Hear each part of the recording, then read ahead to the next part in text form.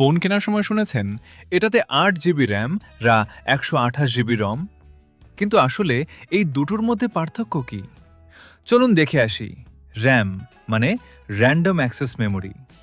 ধরুন আপনি একটা টেবিলে বসে পড়াশোনা করছেন, যে বইগুলো এখন দরকার সেগুলো টেবিলে খোলা রাখেন, তাই না?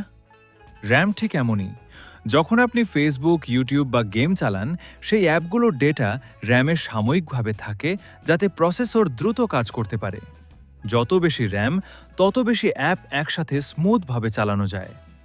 কিন্তু ফোন বন্ধ করলে বা রিস্টার্ট দিলে র্যামের সব ডেটা মুছে যায়, ঠিক যেমন টেবিল গুছিয়ে ফেললে বইগুলো সরে যায়। আর রম মানে রিড অনলি মেমোরি। এটা একটা আলমারির মতো, যেখানে জিনিস স্থায়ীভাবে থাকে। আপনার ফোনের ফটো, ভিডিও, গান, ইনস্টল করা অ্যাপ সবকিছু রমে জমা থাকে। ফোন বন্ধ করলেও, এমনকি ব্যাটারি শেষ হয়ে গেলেও এই ডেটা হারায় না। মোবাইল কোম্পানিগুলো যখন স্টোরেজ বলে, তখন আসলে রমের কথাই বোঝায়। তাহলে মূল পার্থক্যগুলো একসাথে দেখি। র্যাম অস্থায়ী, রম স্থায়ী। র্যামে পড়া আর লেখা দুটোই করা যায়, রম মূলত পড়ার জন্য।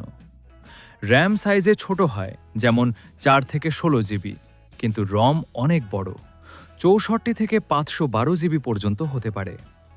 র্যাম বেশি থাকলে ফোন দ্রুত চলে, আর রম বেশি থাকলে বেশি জিনিস জমা রাখা যায়। তাহলে সহজ করে মনে রাখুন, র্যাম মানে এখনকার কাজের টেবিল, আর রম মানে স্থায়ী আলমারি। দুটোই ফোনের জন্য জরুরি, একটা ছাড়া আরেকটা অচল।